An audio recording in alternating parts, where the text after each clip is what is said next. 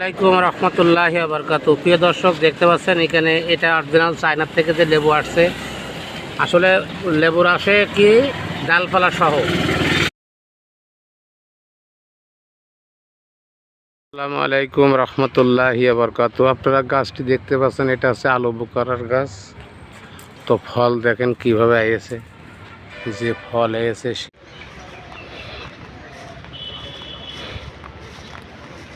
এই যে আমার অফিসের এলাকা, এই যে গোলাপ বাগান, একটা বিশাল গোলাপ বাগান। আসসালামু আলাইকুম রহমতুল্লাহ।